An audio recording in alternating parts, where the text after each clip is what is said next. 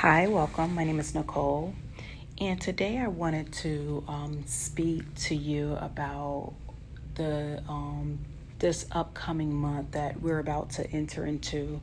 God wanted me to come on and give a little insight and information on what this month could mean to many.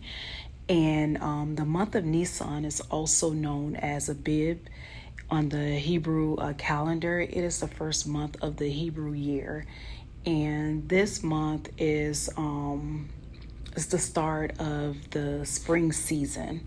So that is actually that starts April 9th and it goes all the way to May 8th. And the Hebrew month of Nisan, it holds a significant importance in the biblical calendar. And I just wanted to kind of go over some of the key biblical points regarding this month, and some things that you could potentially expect to take place in your life during this month. Many of you may or may not know that many things happen in the kingdom of God during certain seasons, and there is usually appointed seasons. So things don't just happen just to be happening. It usually happens within a certain order, a biblical order. And it usually has a lot to do with, or is usually in sync with, the Hebrew calendar. So I just wanted to kind of go over a little bit on what this month is, give a little bit of the background on this month, and again speak to you on some of the things that you could potentially expect to happen during this month.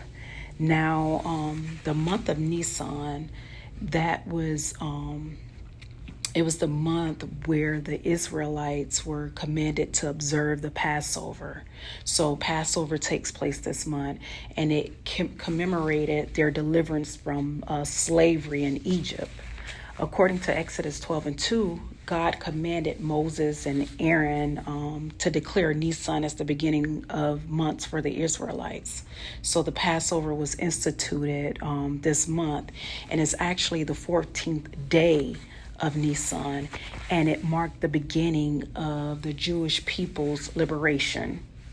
Now, the Exodus from Egypt, the central event in Jewish history, occurred this month. The Israelites crossed the Red Sea during this month, escaping from the pursuing Egyptian army. So this was the month that God parted the Red Sea for the children of Israel to cross over.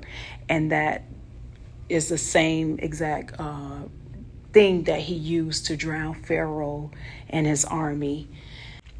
So the Passover occurred during the time that they were in captivity, and it was considered the final plague inflicted upon the Egyptians by God to compel Pharaoh to release the Israelites from slavery and bondage. Pharaoh didn't want to let them go. They had been in slavery with him and his people for many years, and Pharaoh's heart was hardened when Moses approached Pharaoh to release them. And so God gave them instructions which would eventually mark, again, this Passover. And some of those instructions was on a lamb sacrifice. Each Israelite household was instructed to take a 1-year-old male lamb without blemish on the 10th day of the Hebrew month of Nisan.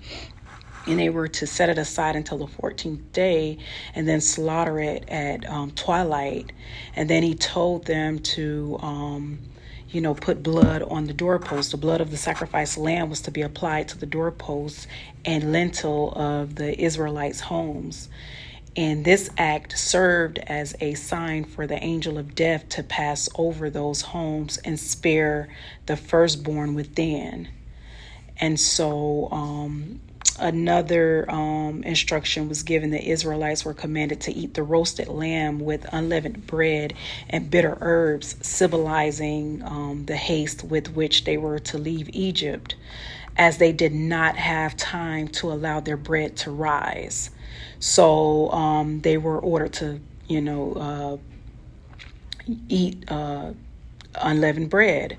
So on the night of deliverance, the night of the Passover, the angel of death passed through Egypt, striking down the firstborn of every household, both humans and animals, except for those protected by the blood of the Lamb.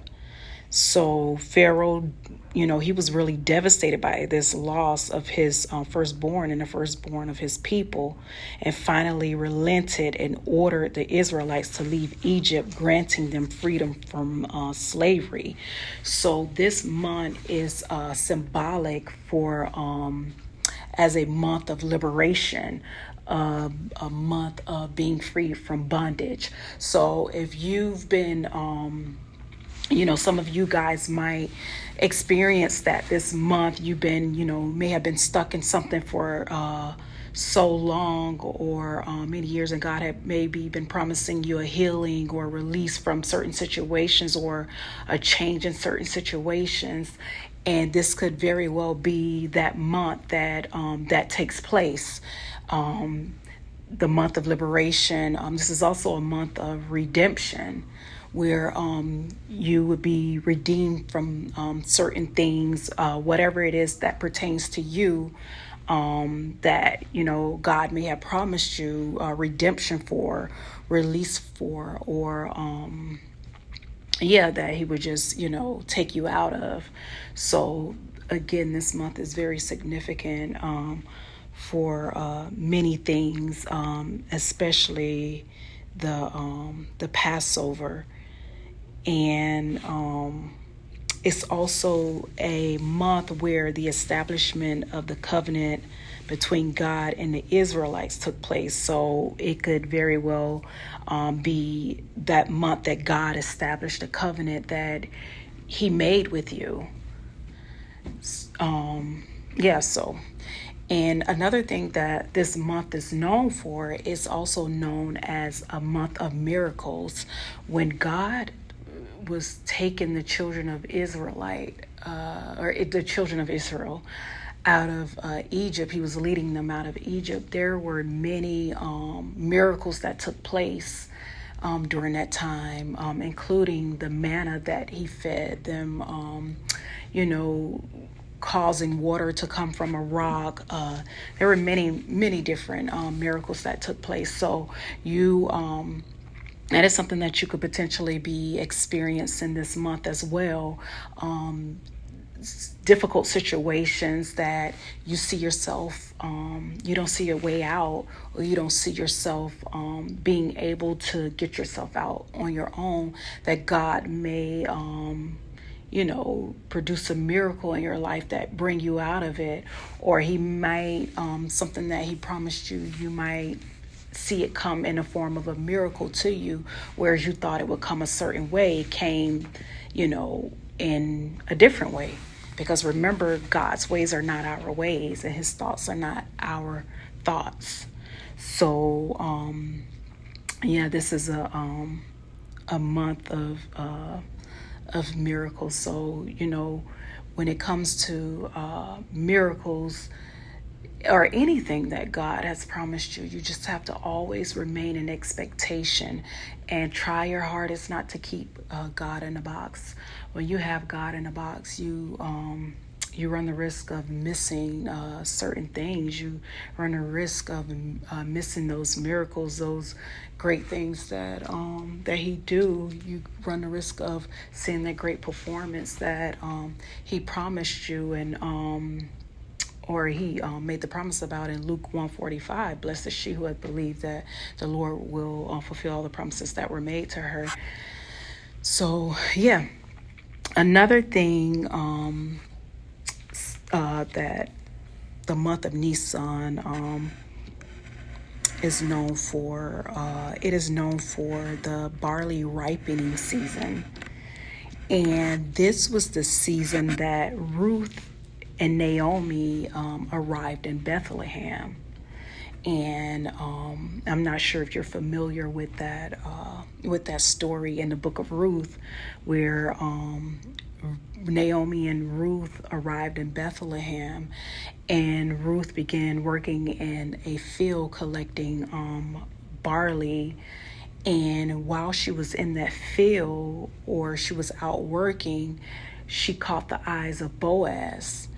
And when she caught the eyes of Boaz, he immediately saw the different traits that she had, like the fact that she was a hard worker. He had never seen her before. She was a hard worker, and he began to ask people about her, which eventually led to him redeeming her, him marrying her, and her being able to conceive. So again, this is a month of redemption. This could be a month where, if you are, you were promised a marriage, it could be the month that you enter into your marriage season, or if you're already in your marriage season, that you potentially could meet the one, your husband, the person God ordained for you, or the person God promised to you for marriage. So so this month is also significant for that as well. And it's a season of first fruits, meaning whatever you produced,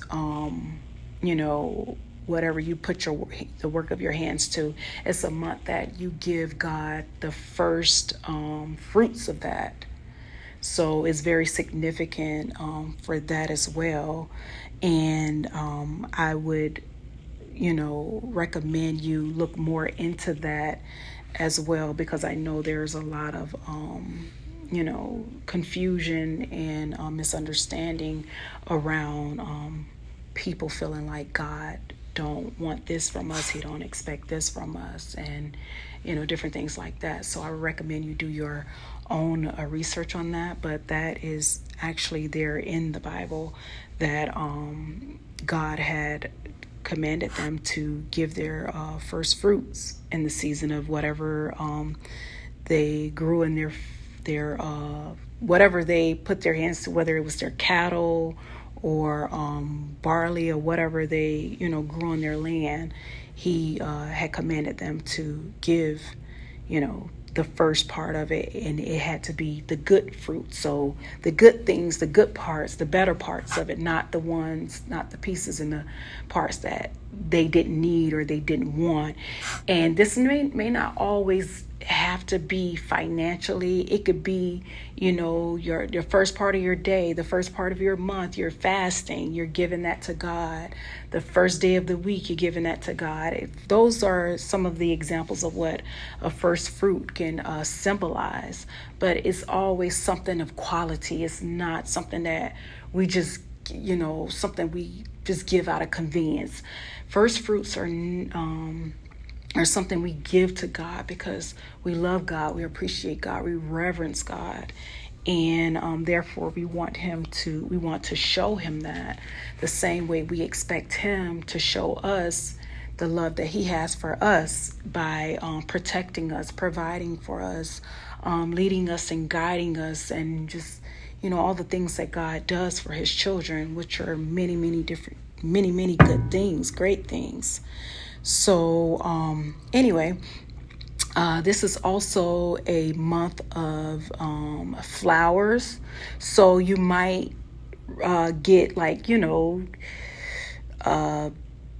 different accolades, or just a month where people will give you your flowers of things that you've done, and they appreciate you doing, or things that a month that they're starting to notice, or they finally notice some great things that you had done before, or good things that you had done before.